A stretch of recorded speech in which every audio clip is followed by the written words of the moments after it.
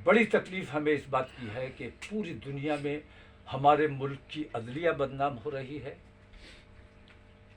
हमारे मुल्क की पुलिस और प्रशासन बदनाम हो रहा है, या हमारा देश बदनाम हो रहा है। हम अपने देश से प्यार करने वाले लोग हैं।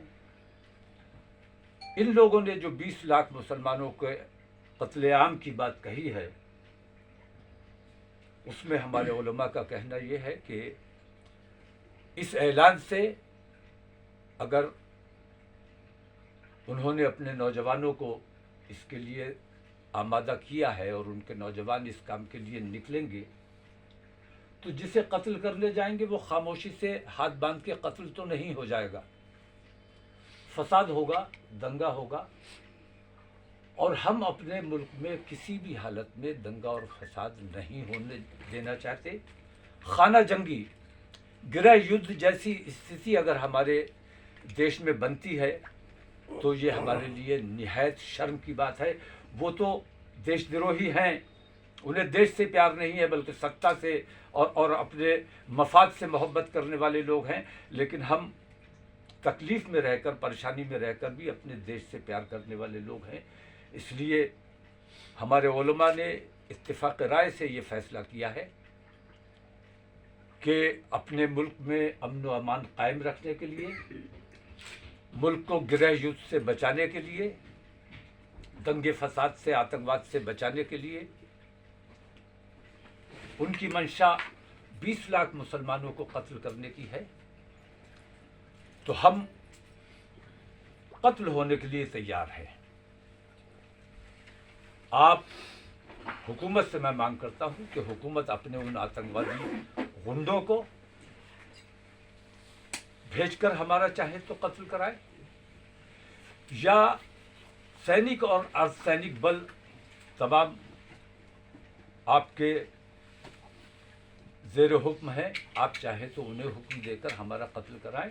लेकिन अब हम सब्र करने वाले नहीं हैं। मुल्क के अमन व अमान के लिए हमने ये फ़ैसला किया है कि आने वाले जुमे को 7 जनवरी को इस्लामिया इंटर कॉलेज के मैदान में 20,000 मुसलमान स्वेच्छा से, अपनी मर्जी से सरेंडर करेंगे।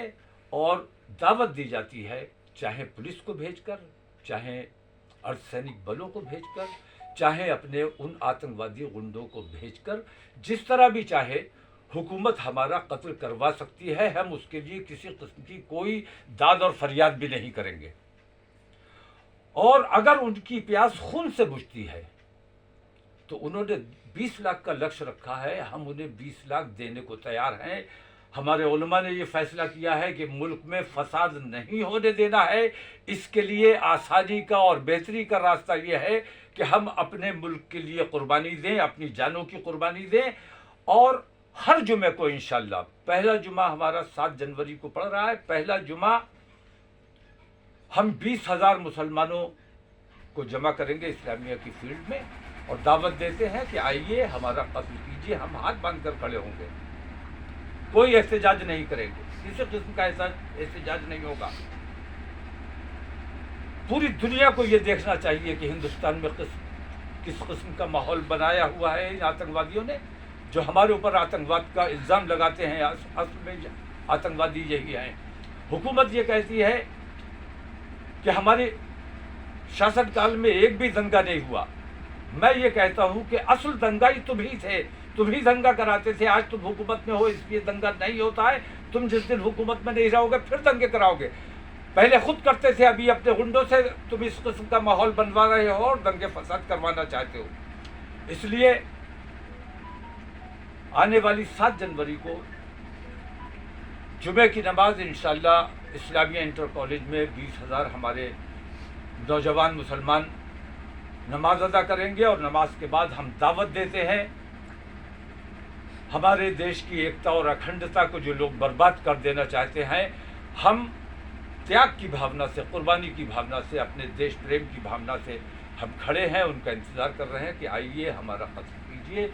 और हर जुमे को इंशाअल्लाह ये 20,000 नौजवान हर ज़िले में اسلامیہ انٹر کالج کے میدان میں بریلی میں بھی لگاتار، اور اس کے بعد دوسرے اضلاع میں بھی انشاءاللہ ہر جمعے کو 20,000 مسلمان جمع ہوں گے، جو ان لوگوں کو دعوت دیں گے کہ آئیے ہمارا قتل کیجیے، ورنہ یہ فتنہ و فساد اور یہ گندی زبان بند کیجیے۔ یہ سلسلہ ہمارا تب تک جاری رہے گا، یہ احتجاج ہمارا تب تک جاری رہے گا جب تک ایسے دیش دروہیوں کے خلاف سخت کارروائی نہیں کی جاتی ہے، ان کو گرفتار نہیں کیا جاتا ہے، دیش دروہ کے مقدمے ان پر قائم نہیں کیے جاتے ہیں، بلکہ میں تو مانگ کروں گا کہ سنسد کا وشیش ستر بلایا جائے اور سخت قانون بنایا جائے کہ اس قسم کی حرکت مسلمان کرے یا ہندو کرے اس کو سخت سے سخت سزا دی جائے گی۔ آج ایسے قانون کی ضرورت ہے۔ تو زیادہ تفصیل کی بات نہیں ہے، جو علماء نے فیصلہ کیا ہے، یا آپ کی زبان میں کہوں کہ مسلمانوں کی دھرم سنسد میں، ملی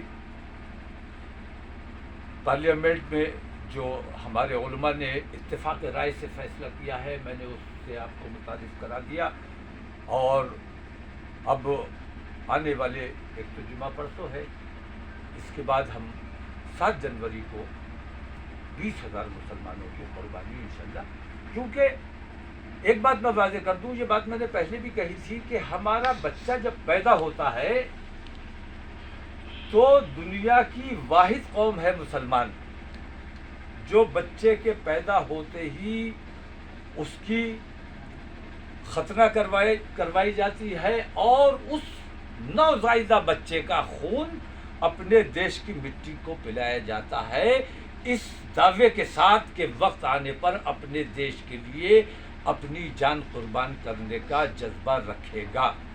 تو ہم اب پیدا ہونے سے مرنے تک اپنے دیش کے ساتھ ہیں، دیش کے ساتھ رہیں گے، اور دیش میں ہمارے امن و امان قائم رہے۔ خاص طور سے میں اپنے ہندو بھائیوں سے یہ کہنا چاہتا ہوں کہ اگر ان چیزوں سے آپ خوش ہو تو کیسا دیش آپ بنانا چاہتے ہو میں نہیں جانتا، لیکن میں اپنے نوجوانوں کو آتنکوادی نہیں بننے دینا چاہتا۔ انہوں نے 20 لاکھ مسلمانوں کی بات کی ہے، تو اگر 20 کروڑ مسلمان ہندوستان میں جو بستا ہے تو 20 لاکھ بار کے کتنے باروں گے؟ 1% مریں گے تو باقی 99% جو بچیں گے وہ کیا حشر ہندوستان کا کر سکتے ہیں؟ ہم کسی بھی حالت میں یہ نہیں چاہتے کہ ہمارے مسلمان بھائی اپنے دیش کے خلاف یا اپنے دیش واسیوں کے خلاف کسی قسم کی کوئی کارروائی کریں، اس لیے ہم 1% اپنی قربانی دے کر اپنے 99% مسلمان بھائیوں کو بچا کر دیش پریمی بنا کر رکھنا چاہتے ہیں۔ ہم اپنے بچوں کو آتنکوادی نہیں بننے دینا چاہتے۔ یہ آتنکوادی جس دن ہمارے محلوں میں گھسنے کی کوشش کریں گے، زندہ تو واپس نہیں جائیں گے، لیکن ہم نہیں چاہتے کہ ہمارے محلوں میں ایسا ماحول بنے کہ یہ قتل کرنے نکلے اور ہم اپنی آتم رکشا کے لیے ان کو قتل کرنے پر مجبور ہو جائیں، کیونکہ ہم اپنے بچوں کو آسانی سے قتل نہیں ہونے دیں گے۔ اس لیے حکومت کو یہ چاہیے کہ اگر دیش میں امن و امان بنا کے رکھنا ہے تو ایسے بے ایمانوں اور ظالموں کے خلاف سخت سے سخت کارروائی فوراً عمل میں آنی چاہیے۔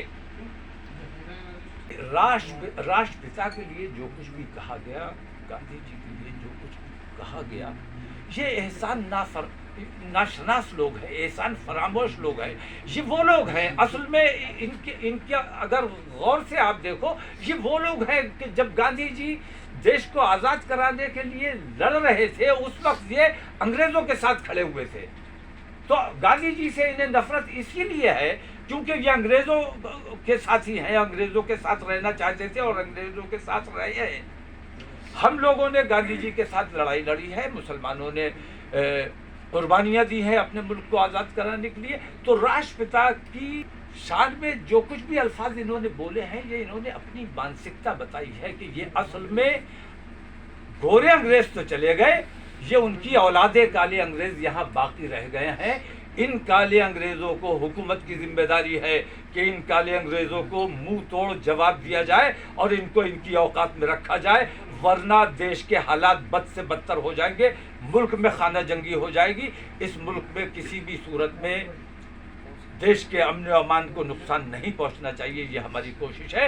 और इस कोशिश के पहले कदम में हम अपने 20,000 मुस्लिम नौजवानों की कुर्बानी इस्लामिया इंटर कॉलेज के मैदान में देने जा रहे हैं। चाहे पुलिस से मरवाओ, चाहे मिलिट्री से मरवाओ, चाहे अपने उन आतंकवादी गुंडों से मरवाओ, हम मरने के लिए, जान देने के लिए तैयार। ऐसा है, आंखों की शिकायत पलकों से नहीं की जाती है। हम शिकायत करने किसके पास जाएंगे? अदालत का रवैया, अदालत ने सख्ता संज्ञान इस मामले में क्यों नहीं लिया, क्योंकि उनको क्या अंदाजा नहीं है कि 20 लाख मुसलमानों का कत्ल करने जब तुम निकलोगे तो देश का क्या हाल होगा। अदालत के पास जाएं हम या हुकूमत के पास जाएं, आंखों की बुराई पलकों के सामने करना मुनासिब हमें नहीं लगता है, क्योंकि जिन लोगों ने फैसला लेना है वो इस आतंकवाद को बढ़ावा दे रहे हैं। इसलिए हम अब कोई शिकायत नहीं करेंगे। उन्होंने कहा है कि मुसलमानों को मारेंगे, मुसलमान मरने के लिए तैयार हो गया है और हमें मार डालो, हम इसके लिए तैयार। लापरवाही की गई, गैर जिम्मेदारी का मुजाहिरा किया गया, तो फिर दुनिया को दिखाने पर हम ये मजबूर होंगे कि हिंदुस्तान में किस किस्म की बेईमानी और किस किस्म की नफरतों का माहौल चल रहा है। हम नहीं चाहते कि हमारे किसी कौल, हमारे किसी फेल की वजह से हमारे मुल्क की बदनामी हो। इसलिए हम ये चाहते हैं कि आप लोग भी अपनी ज़बान, अपना तरीक़ा, अपना जो आपने रवैया इख्तियार किया हुआ है, इस रवैये को फ़ौरन तर्क कर दें, क्योंकि ये हमारे मुल्क को बदनाम करने का काम कर रहा है।